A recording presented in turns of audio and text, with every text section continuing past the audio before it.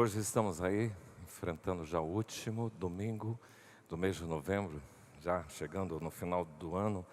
E quando a gente olha para trás, a gente pode declarar verdadeiramente que Deus tem provido, tem dado tudo o que a gente precisa. Nós tratamos esse ano de uma temática específica, que é fazer discípulos. Esse foi o nosso tema do ano. E dentro desse tema a gente já destrinchou algumas séries. Por exemplo, o andar do discípulo. Como é que o discípulo anda? Também tivemos uma série do chamado do discípulo.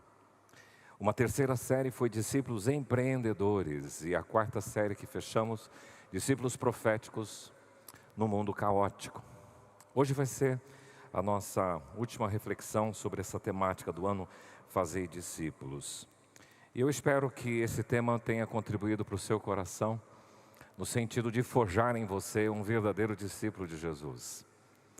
E a gente quer ser reconhecido como uma comunidade dos discípulos, aqueles que um dia disseram sim para Jesus e passaram a seguir a Jesus. Eu quero refletir com você hoje com base no texto de Efésios 4, 11 até o 16. Se você puder abrir a sua Bíblia lá em Efésios 4, 11 a 16, nós vamos usar todos esses versículos para a nossa reflexão. O texto bíblico diz o seguinte: e Ele mesmo concedeu uns para apóstolos, outros para profetas, outros para evangelistas e outros para pastores e mestres, com vistas ao aperfeiçoamento dos santos, para o desempenho do seu serviço, para a edificação do corpo de Cristo, até que todos cheguemos à unidade da fé e do pleno conhecimento do Filho de Deus, à perfeita varonilidade, à medida da estatura da plenitude de Cristo, para que não mais sejamos como meninos, agitados de um lado para o outro e levados ao redor por todo o vento de doutrina, pela artimanha de homens, pela astúcia com que induzem ao erro. Mas, seguindo a verdade em amor, cresçamos em tudo naquele que é o cabeça, Cristo é a cabeça, Cristo, de quem todo o corpo, bem ajustado e consolidado pelo auxílio de toda a junta, segundo a justa cooperação de cada parte, efetua o seu próprio aumento para a edificação de si mesmo em amor. Pai, muito obrigado pela Tua palavra, porque ela tem sustentado a cada um de nós durante todo esse ano de 2022, e ela é viva, e ela é alimento, ela é água que limpa, ela é martelo que quebra o coração empedrecido, ela é uma espada que penetra no mais profundo da alma, ela é pão, ela é leite, e nós queremos hoje absorver mais a Tua palavra, e que não haja impedimento nenhum para que as pessoas que aqui estão e aquelas que nos acompanham via transmissão tenham barreiras para compreendê-la, que o Senhor possa decodificar através do Teu Espírito Santo, através deste que prega e através destes que ouvem. Assim oramos em nome de Jesus. Amém. Dia 5 de dezembro se comemora o Dia Internacional do Voluntário. O voluntário é uma pessoa que se dedica sem remuneração alguma, gasta do seu talento e tempo para uma ação cívica e para uma ação social. No Brasil é comemorado em agosto, o Dia Nacional é dia 28 de agosto. E a ideia dessa data de 5 do ano, da data internacional, 5 de dezembro, é justamente para desenvolver o espírito de solidariedade nas pessoas. Aquele que serve à Igreja de Jesus Cristo não deixa de ser um voluntário. Aquela pessoa que através dos seus dons, dos seus talentos, dos atributos que tem e exerce o ministério na igreja, não deixa de ser um voluntário. Contudo, a palavra voluntário nós não encontramos nas Escrituras Sagradas. Nós vamos encontrar 3 palavras-chave ali: cooperador, ministro e servo. As Escrituras utilizam essas expressões. No Velho Testamento era muito comum a gente trabalhar o servo como sacerdote, como levita. O ministro, hoje na linguagem, é o diáconos que nós temos, aquele que serve. Inclusive Jesus era um diácono, ele diz: aquele que quer ser o maior, seja esse que sirva. Então, o trabalho voluntário na igreja é chamado de diaconia, ministério, de servo, de voluntário no sentido de cooperador e no sentido de ministro. Tem 3 palavras. A palavra ebed no Velho Testamento é uma palavra que significava servo, servidor, escravo, súdito. No Novo Testamento, que foi escrito em grego, é doulos, e esta palavra também tem a mesma conotação de homem de condição servil, alguém que se rende em vontade ou à vontade do outro. E num texto mais cristão, é aquele cujo serviço é aceito por Cristo para estender e avançar a causa dele entre os homens. Então, servo é aquele que se coloca com seus dons e talentos para servir a Deus, para servir aos santos e para servir ao mundo. As figuras de linguagem que nós encontramos nas Escrituras para se referirem à igreja são lavoura. Ontem nós estávamos indo para Ponta Porã, participando de uma reunião, vindo de lá ontem, e eu vi a lavoura de soja, está muito bonita, e a Bíblia e Paulo faz essa expressão, vós sois lavoura de Deus, porque tem todo um cuidado. E Jesus mesmo disse que eu sou a videira verdadeira e o meu pai é o agricultor. Então há uma imagem assim. A outra imagem é do edifício, de uma grande construção e Cristo construindo. Inclusive, ele mesmo diz isso para Pedro. Pedro, sobre esta pedra eu edificarei a minha igreja. Então a igreja está num processo de construção, de formação.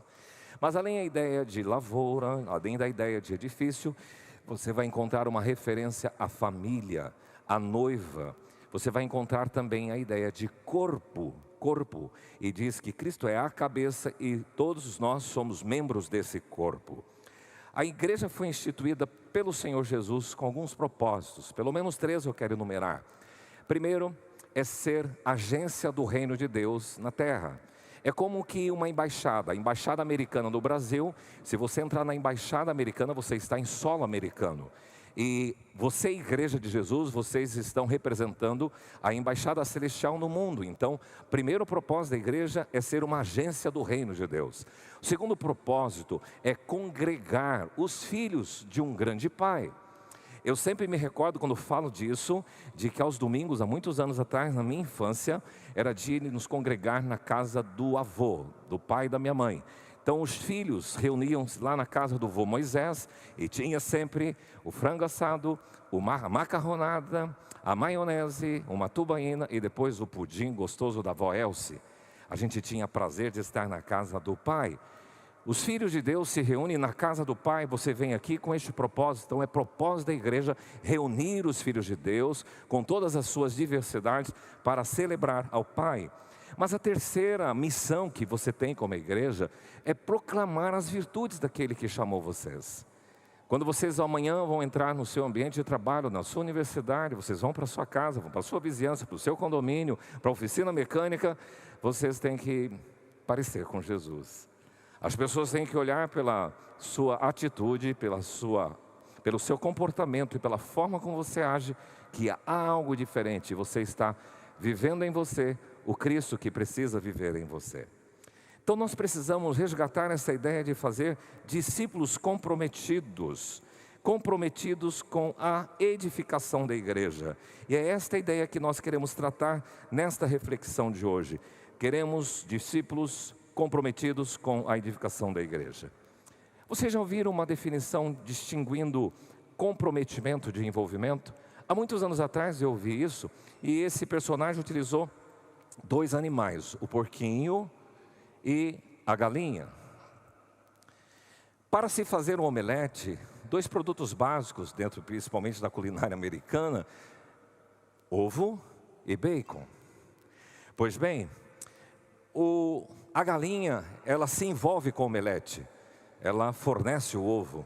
Já o porquinho, ele se compromete com o omelete, porque ele oferece o bacon. E para oferecer o bacon, ele se doa, ele dá a si mesmo. Então aqui está uma diferença muito básica sobre envolvimento e comprometimento. Porque se você simplesmente faz parte de um rol de membros de uma igreja, isso pode ser mero envolvimento. Mas quando você é discípulo de Jesus, você é comprometido, não é envolvido. Ser apenas alguém que frequenta uma igreja pode trazer um envolvimento com a igreja, mas a partir do momento que você é um servo de Jesus e quer fazer isso com dedicação do seu coração, você passa a ser classificado como alguém comprometido com o reino e com a igreja do Senhor Jesus Cristo. Então nosso tema hoje é que nós devemos ter discípulos comprometidos com a edificação da igreja, porque é tarefa de Jesus e é tarefa nossa, desde Paulo até os nossos dias nós estamos na edificação da igreja. Como se faz isso? Em primeiro lugar, utilizando os dons no exercício dos ministérios. Aqui é importante você ver no texto, no versículo 11, se você está com o texto aberto, você vai encontrar a seguinte afirmação: Ele mesmo concedeu. Aí começa a descrever os dons. É gostoso receber presentes, não é? Todos nós gostamos de receber presentes. E aqui é muito claro e nítido que quem nos dá os dons é Deus. Ele nos deu. Inclusive, Paulo escrevendo à igreja de Corinto, ele diz que o Espírito Santo distribui os dons conforme lhe apraz, conforme ele quer. São presentes, ele quer dar presentes. Então, dons são dádivas que nós recebemos de Deus. Nós podemos diferenciar um pouquinho o talento de dom, porque o talento tem a ver com a habilidade natural que você recebeu. Tem gente que nasce com uma queda muito grande para obras de artísticas. Sabe pintar quadros, sabe bordar, sabe compor músicas, toca bem, canta bem. Deus deu esta habilidade natural que nós podemos caracterizá-la como talento. Fala bem, pessoa que tem ótimo relacionamento, tem uma tendência natural para as artes, tendência natural para algumas coisas clássicas, tem habilidade com as mãos, bom de culinária, pessoa habilidosa. Esses dias eu visitei uma irmã da igreja, Dona Érica Piccoli, e ela me mostrou algumas obras de arte que ela faz a partir de xícaras quebradas. Achei muito lindo, porque é uma habilidade natural e você pode desenvolver isso. Mas dom não, dom é uma dádiva, é algo que você recebe de Deus e tem propósito, porque o dom tem um propósito, é para a edificação do corpo de Cristo. Você recebe os dons com isto, para o aperfeiçoamento, diz o texto bíblico, dos santos. É capacitar o povo para servir no ministério. E os dons são diversos, você vai encontrar pelo menos 3 textos, se você quiser depois conferir, olha lá em Romanos 12, 1 Coríntios 12, Efésios 4, e você vai encontrar uma lista de dons que vão dizer para você o seguinte: primeiro, profecia, ministério, ensino, exortação, contribuição, liderança, misericórdia. De Coríntios você vai encontrar palavra de sabedoria, palavra de conhecimento, dons de curar, fé, operação de milagres, também profecia, discernimento de espírito, variedade de línguas, capacidade de interpretar essas línguas. Em Efésios, que foi o texto que a gente leu, fala de apóstolos, profetas, evangelistas, pastores e mestres. Então você tem aí nada mais do que mais de 20 dons registrados, que são presentes e são dádivas do Senhor para o exercício do ministério. Qual é a relação do dom e do ministério? Tem um livro chamado Desenvolvimento Natural da Igreja, em que esse autor fez um levantamento e uma pesquisa nas igrejas que crescem e aquelas que não cresciam, para constatar quais eram os princípios de crescimento da igreja. E um dos princípios de crescimento de igreja é este: ministérios orientados pelos dons. Quer dizer o seguinte: você tem que identificar qual é o seu dom e depois você tem que usar esse dom no ministério, no lugar onde esse serviço é utilizado. Então é importante que você descubra, e conforme a primeira carta de Pedro 5:10, diz o texto: servir uns aos outros, cada um conforme o dom que recebeu. Deus te deu pelo menos um dom, e esse dom deve ser utilizado com o propósito de edificar o corpo de Cristo. E isto traz bênção para as pessoas que recebem, e também crescimento para você. E o que as Escrituras determinam para mim e para você é: procurai com zelo os melhores dons. Diga para a pessoa que está ao seu lado: procure com zelo os melhores dons. E as Escrituras também dizem: assim também vós, visto que desejais dons espirituais, procurai progredir para a edificação da igreja. Então, os discípulos comprometidos com a edificação do corpo de Cristo, eles utilizam os dons no exercício do ministério. Mas em segundo lugar, os discípulos comprometidos com a igreja, eles buscam progresso espiritual, a maturidade, o desenvolvimento. Ninguém de sã consciência na vida quer ficar inerte e sem progredir, sem desenvolver. Por que você estuda? Para desenvolver as suas faculdades. Por que você faz uma universidade? Para ter uma habilitação profissional. Por que você trabalha? Para progredir nas questões materiais. Você quer ter uma roupa melhor, você quer ter uma bicicleta, você quer ter uma moto, você quer ter um carro.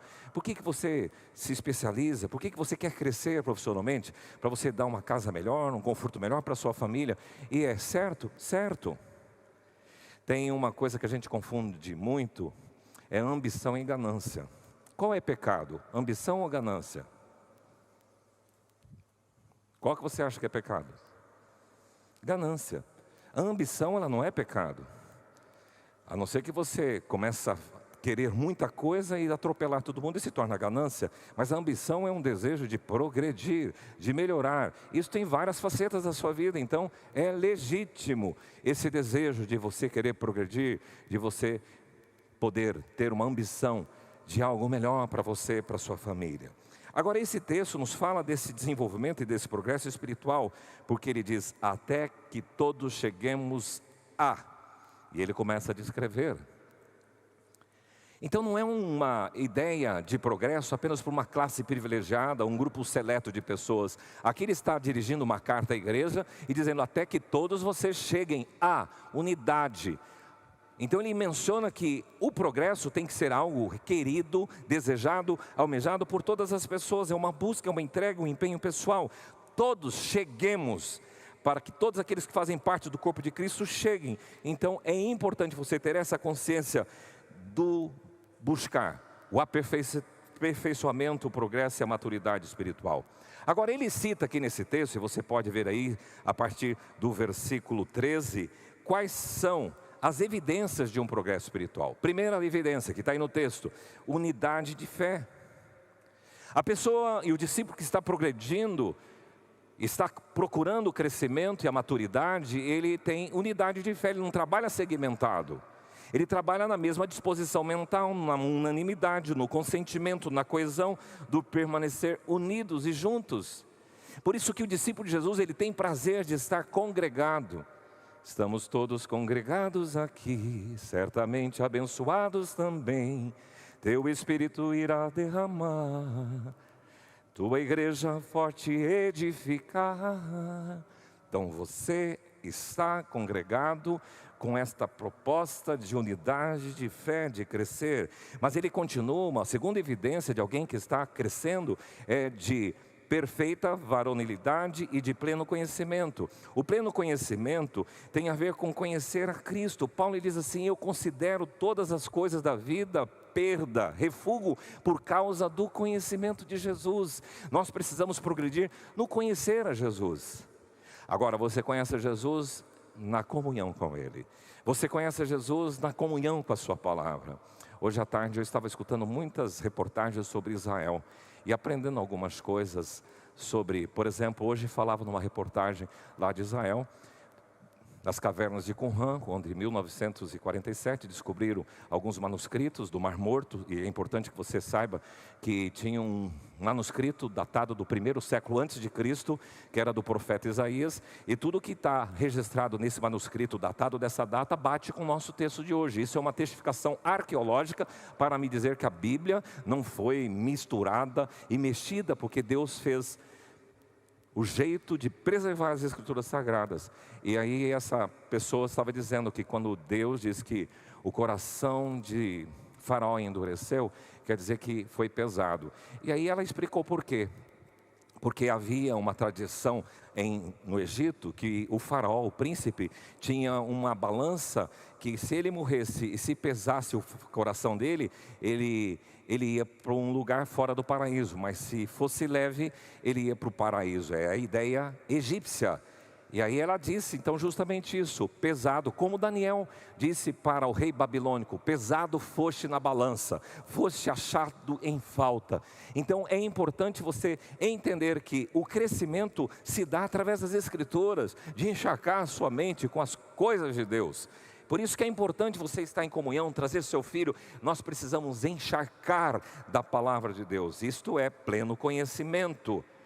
Mas também a perfeita varonilidade, que seria aqui deixar de atitude de garoto, deixar de ser criança no seu comportamento. A palavra varonilidade é distinguir um homem de um garoto, é integridade, a virtude, é gente grande, é se comportar como gente grande, ser uma pessoa madura, completa, estável e sábia. E ele encerra dizendo que uma outra evidência é a medida da estatura da plenitude de Cristo, quer dizer, você tem que mais e mais evidenciar Jesus na sua vida. Isso é maturidade, é busca pelo progresso espiritual. Quando as pessoas veem em você uma linguagem, um comportamento, e isso é percebido até no jeito que você cumprimenta as pessoas, né? No jeito de que você lida com os seus funcionários, no jeito que você trata os seus chefes, os seus colegas de trabalho. Evidência, e a evidência vem através da forma como você parece Jesus ou não. A ideia aqui é de combater essa atitude infantil. Não sejamos mais, versículo 14 aí diz, como meninos.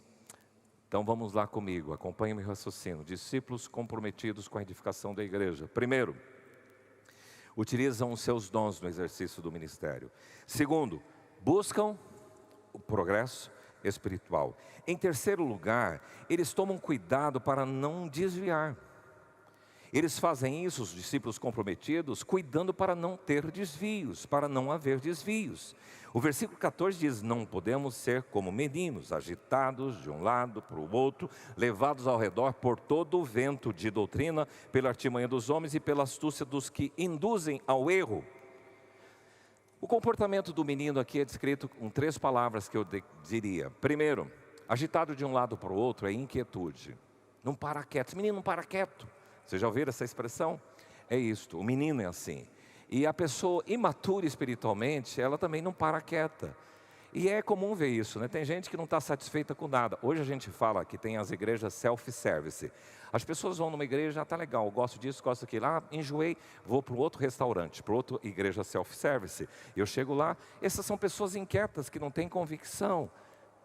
A segunda característica que esse texto menciona aqui é a instabilidade. São levados ao redor por todo o vento de doutrina, então leva dado daqui para lá, não para, ela é instável, ela não tem uma convicção pessoal. Por que você está naquela igreja? Eu não sei, tá, minha mãe levou, eu estou lá, é o meu amigo e não tem convicção. Por que você está lá? Porque crer é também pensar. Se você tomar uma posição numa comunidade de fé, onde você for, por que você está lá? O que aquela igreja prega? O que aquela igreja ensina? O que aquela igreja crê? Como o poder é tratado naquela igreja? Como o dinheiro é administrado naquela igreja? São perguntas que Deus não vai responder para você. Tem muita gente que quer que Deus chegue assim, atenção meu irmão, agora eis que vou te enviar a uma igreja santa, impecável e perfeita na face da terra. Tem gente que está esperando isso e não é assim. Você precisa ter o seu senso crítico, ter a sua convicção e não se comportar como esta pessoa que é levada ao redor por todo o vento de doutrina. E aqui eu chamaria de volatilidade. Então nós temos a infantilidade caracterizada pela inquietude, pela instabilidade e pela volatilidade, que ela é volúvel. É como o vento, o vento que move as ondas do mar e facilmente influenciável. Há uma brincadeira que eu já fiz com algumas pessoas. A gente está num jantar ou num almoço e a gente combina. Vamos pensar que nós estamos em 6 pessoas. Faça esse teste e você vai ver que é uma experiência maravilhosa. Você pega, combina com 4 pessoas. Quando eu for falar, vamos orar, nós vamos fazer assim. E eles, tudo bem. E os outros 2 não sabem o que nós vamos fazer. Então aí chega na hora da oração, falando, então vamos orar. Eu levanto o prato e faço assim. Os 4 levantam junto. O que você acha que os outros 2 vão fazer? Batata. Levanta. Mesmo não entendendo. O pastor fazendo esse negócio. Deve ser uma reza nova para antes da refeição. Mas é uma prova incontestável de que você é facilmente influenciável. E você às vezes não questiona. E você vai no vácuo das situações. E é isso que ele está dizendo aqui. A volatilidade de uma criança. E vento de doutrina, porque aqui eu estou falando de uma refeição, Mas tem muita gente que entra em cada barco furado por causa de falta de convicção. Agora, existe aqui nesse texto alguns mecanismos de desvio, e Paulo menciona dois. Quais são? Artimanha e astúcia. A artimanha dos homens, a palavra aqui é jogo de dados.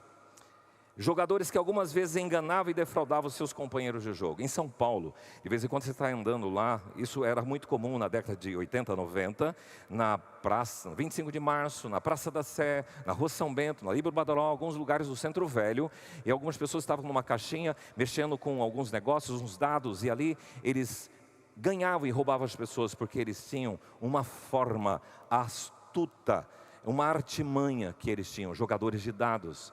Esses são pessoas que são usadas para defraudar os companheiros de jogo. E Paulo está dizendo que tem gente que usa de artimanhas para levar você para fora do Evangelho. Então, por favor, fique ligado, porque às vezes você está ouvindo, e hoje você ouve tantas coisas, e você nem sabe quem você está ouvindo. Qual a fonte? Quem é essa pessoa? Mesmo nas coisas evangélicas, porque hoje você pode escutar pastor de tudo quanto é lugar, e você não vê a origem. Mas muito cuidado, porque aqui está dizendo que por artimanha ele te induz ao erro. Mas a segunda palavra que ele usa aqui é astúcia induzem. A palavra induzir é metodeia, da palavra grega, que vem método. Então são pessoas que têm métodos inteligentes para de fato induzir você às coisas erradas. Hoje a gente está vivendo muito assim na política, hoje a gente está vivendo muito assim na rede social. Muito fake news, a gente está vendido e perdido. E aqui entra então o antídoto para você evitar esse desvio. Qual é? O texto diz no versículo 15: seguindo a verdade. Primeiro antídoto para os desvios e para o erro: verdade. Mas a verdade, tudo bem, eu conheço, mas tem algumas coisas que às vezes a gente não pensa em que nós falhamos na verdade. A dupla personalidade, dupla face, a falsidade, a hipocrisia também é mentira. O oposto da verdade não é somente a mentira. A hipocrisia, o que é hipocrisia? É aquilo que Jesus combateu nos fariseus. Por fora, bela viola, por dentro, tão bolorento. Há uma imagem bonita, é tipo assim, você está aqui no domingo, você foi lá na IPI, participou do Espaço Esperança de um culto, você fez a coreografia de louvor e de adoração, você levantou as mãos, você pôs a mão no seu coração, você estava ali, mas lá no dia seguinte, você está num lugar em que aquilo que você viveu aqui não corresponde com aquilo que você vive lá, não compatibiliza. Por isso que certa vez o próprio Deus recriminou o seu povo: eu estou cansado de ouvir os seus louvores, o estrépito dos seus cânticos. Por quê? Esse povo honra-me com os lábios, mas o seu coração está longe de mim. Isso é mentira, isso é falsidade, isso é hipocrisia. E você não pode permitir que isso aconteça na sua vida. Você que diz servir a Jesus, você também tem que manter uma vida ética, moral e íntegra, para que ninguém te pegue em nenhuma coisa e não tenha algo que falar de você. Por isso que uma das características de um líder de uma igreja, diz o texto bíblico, seja irrepreensível. É que não haja algo para colocar e apontar para você: aquele lá da igreja, mas ele faz isso, isso e isso. E aí entra, como é que você paga as suas contas? Como é que você se comporta com a sua linguagem? Que tipo de palavras você usa no seu dia a dia? Isso vai trazer, se você está sendo hipócrita, falso, enganoso ou verdadeiro. Então o antídoto contra o erro é a verdade. E a verdade, Jesus já disse, conhece a verdade e a verdade liberta. E é interessante que mesmo quando você erra, a primeira tendência de uma pessoa que errou para ocultar o seu erro, qual é? Mentir. Só dá encrenca. Deixa eu já te advertir. Errou, vai ter que ser humilde para reconhecer o erro, arrepender-se, pedir perdão e tratar as consequências que vêm do erro. Agora, quando você tenta enganar e esconder, não foi bem assim, papapá, e na verdade você sabe que foi assim, você vai se enroscar mais dia menos dias. Por isso, se você quiser o antídoto para o desvio do erro, das artimanhas, das astúcias, você precisa de seguir a verdade. Mas a segunda palavra que ele usa é amor. O amor, ele cura muitas coisas. Crescer em Cristo, que é crescer em amor, crescer na graça, crescer na compaixão. Jesus uma vez deu uma repreensão muito firme para aqueles seus seguidores. Por que você olha o cisco que está no olho do seu irmão, sendo que você tem uma baita trave no seu? E às vezes a gente vive por aí, e agora mais ainda, né, nós temos rede social, tá vendo, fulaninho e tal, e você começa a ter os seus julgamentos. Hoje teve uma cena engraçada, tinha 2 trabalhadores aqui fazendo o nosso paver, e quando eu cheguei eu vi ele com uma latinha de Skol. Falei, meu amigo, você vai ficar fazendo isso aqui na frente da igreja, aqui o pessoal vai entrar para o culto? Só que ele tinha aberto a latinha de Skol dele para beber água na água dele. E eu imaginei se os cristãos da IPI do lado chegassem aqui, nossa, vocês nem viram o que eu vi. Como é que eles deixam um azulejista, um sentador de IPI lá tomando Skol bem na hora do culto? Já ia dar essa conversa. E claro que eu falei para ele, depois ele colocou lá, eu vi, não é cerveja, então tá bom. Mas você ia fazer esse julgamento, então a gente tem essa ideia de trabalhar os outros com juízo, e aqui você tem que trabalhar os outros com amor. Noé uma vez cometeu um deslize, e os dois se embriagou, e bebeu, e ficou mal, ficou despido, e os filhos dele, veio um que veio tapar a vergonha do pai, mas outro expôs e falou, o pai está pelado lá. E tem gente que usa assim, expõe a vergonha dos outros ao invés de ocultar. Isso é amor. Então se tem uma forma de você trabalhar, cuidar para não haver desvio, o antídoto é seguir a verdade e agir sempre com amor, com graça. E por fim, os discípulos comprometidos com a igreja, eles fazem assim, dando valor ao corpo de Cristo. Tem gente que não está nem aí para a igreja. Eu gosto muito de uma canção que Asaf cantava há muito tempo, dizia assim, eu não sei o que seria de minha vida sem irmãos e irmãs, sem amigos que com o amor de Jesus alcançaram o meu coração. Quando eu sem destino algum caminhava para o fim, eles estenderam a mão para mim. A igreja é isso. Eu já tenho 57 anos, diria, de história dentro de uma igreja. Eu já vi muita coisa linda acontecer. Muitas pessoas que foram usadas para edificar a minha fé. Muita gente que estendeu a mão. Muita gente que me ensinou. Muita gente que teve paciência comigo. Muita gente que me ensinou a trilhar no verdadeiro evangelho. Não dá para pensar numa fé cristã, num discipulado, sem ter esse mosaico por causa das diversas formas de gente e das pessoas, mas sempre coordenado por Cristo, que é o cabeça desse corpo. Cristo ocupa a posição de comando da igreja, de governo, a cabeça que comanda, e como membros, nós somos subordinados ao cabeça que é Jesus, e nos colocamos em sujeição, em subordinação. E aqui Paulo menciona algumas marcas de um corpo sadio e funcional. No texto do versículo 16 ele diz, de quem todo o corpo bem ajustado. O que é desajustado? É o contrário disso, quando você tem várias partes e elas não se encontram.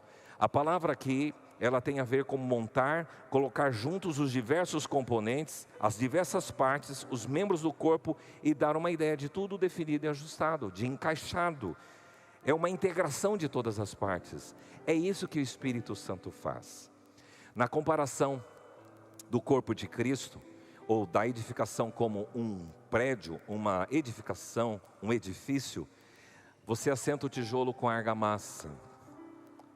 E a gente começa a perceber que o Espírito Santo faz isso em nós. Ele que produz esse ajuste. Ajustado, mas a segunda palavra que ele usa aqui é consolidado.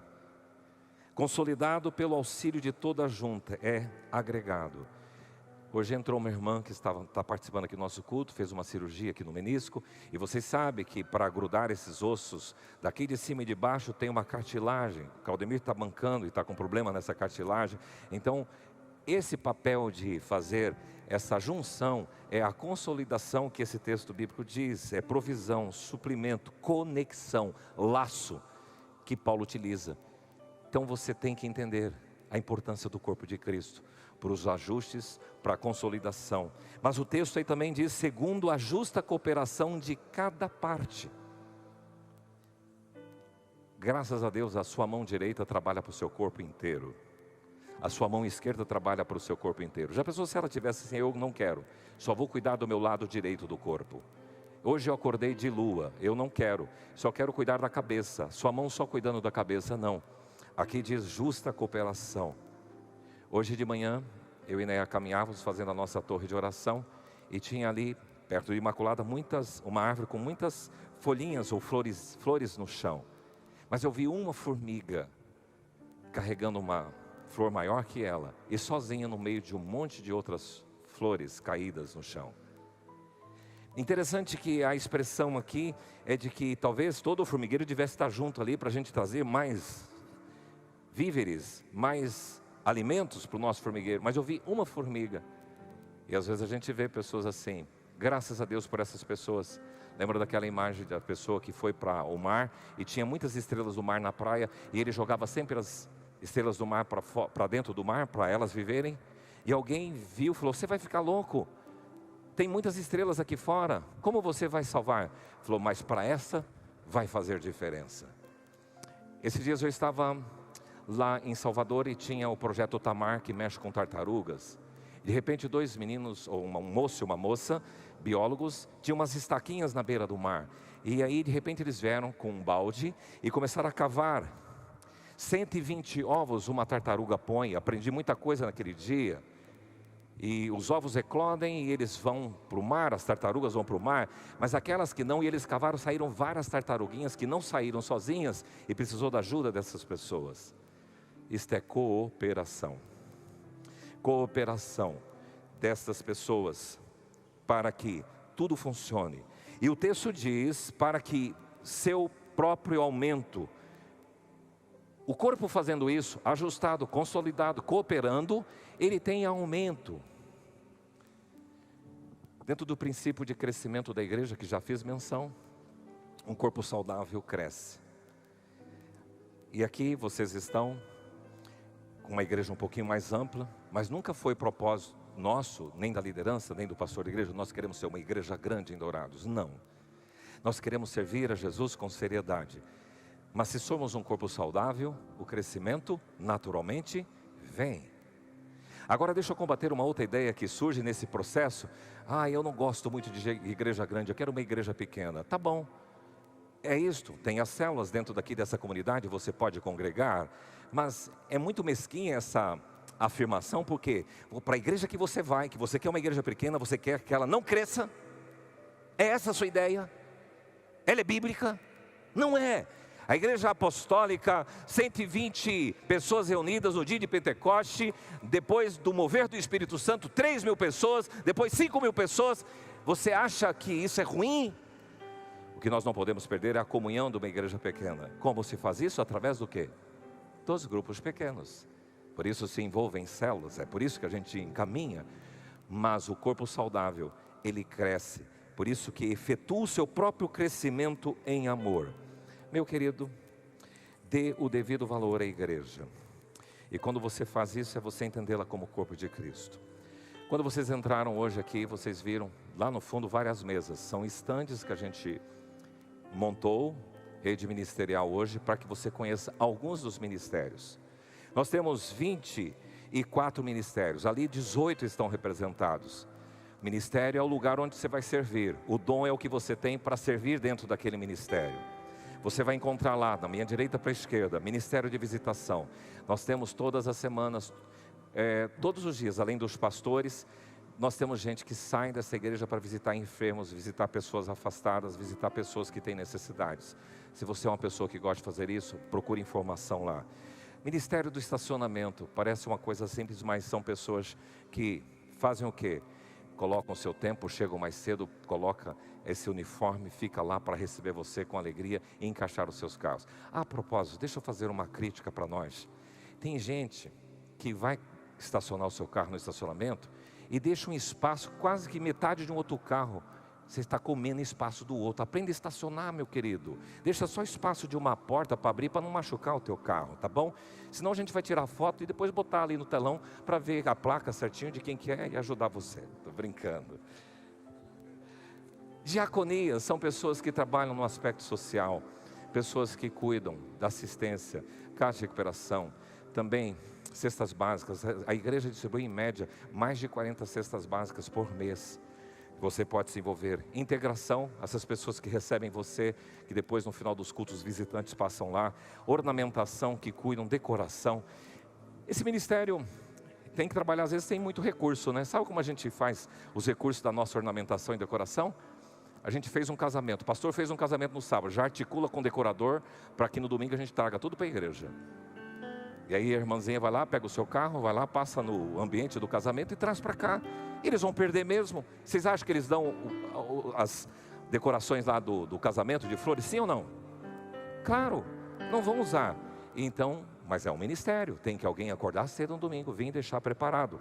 Você pode sim ter informação lá. Transmissão, luz e comunicação, mídia, está lá, todo o pessoal trabalhando, todos esses ambientes. Se você tem feeling para essas coisas, vai lá e pergunte para eles como faz, se você quiser ajudar.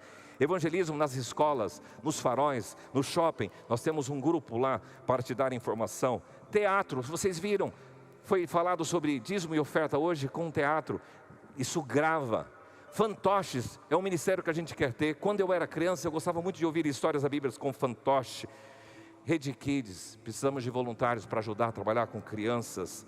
Ministério Videira, você sabia que existe um ministério nessa igreja que atende crianças com necessidades especiais? Então podem vir, tem um filho autista com síndrome de Down, outro tipo de patologia, alguma coisa, a gente tem um grupo. Porque esses pais, um dia eu cheguei na igreja, tinha uma moça com uma criança um pouco paralítica, com muita dificuldade, e ela saiu do culto, na hora do culto saiu lá fora. Eu falei, por que você está saindo? Ela saiu chorando. Eu falei, porque eu não aguento mais ficar cuidando da minha criança, eu cuido o dia inteiro, eu queria vir aqui na igreja e prestar atenção, eu venho sozinha. Eu falei, não, vem cá. E a gente pegou uma pessoa, colocou para cuidar desta criança, e ela pôde participar do culto. Um privilégio que você e eu temos. Então o Ministério Videira trabalha com isso. A dança balé, dança street, Panta Vida, que é o trabalho junto aos ribeirinhos lá do Pantanal, e o Rafá. Tem alguns irmãos da área da saúde, enfermeiros, técnicos, que ficam todos os cultos lá para medir pressão, aferir pressão, dar orientação. A semana passada veio uma das enfermeiras, pastor, o senhor vai ter que... Tem muita gente relaxada nessa igreja, veio brava comigo, porque naquele dia estava muito calor, e muita gente foi aferir pressão lá, e com pressão altíssima. O senhor tem que falar de novo sobre saúde, porque quando o senhor fala sobre isso, o senhor também enxuga. Ela já me deu um esculacho em mim. Falei, tá bom, eu vou falar sobre saúde daqui a uns dias. É isso. Meu irmão, o discípulo de Jesus, ele é envolvido ou comprometido com a igreja? Comprometido. E você? Que você possa se comprometer com a igreja de Jesus. Vamos colocar em pé. Eu gostaria de convidar você a pensar de uma forma mais abrangente. Se você tiver um tempo, depois procure no YouTube, o testemunho de uma jovem evangelista chamada Andressa Barragana. Andressa Barragana. Ela é uma menina cristã que montou uma célula na casa dela, ela evangeliza crianças, ela tem programa de rádio, ela tem uma vida de testemunho lindo. Mas ela teve uma enfermidade e morreu breve. Mas toda vez que eu assisto aquele vídeo do testemunho dela, eu fico emocionado. Falo, olha, essa é uma menina que tinha um comprometimento com o corpo de Cristo, com a igreja de Jesus e com o Senhor Jesus Cristo inigualável. Que seja assim com a sua vida.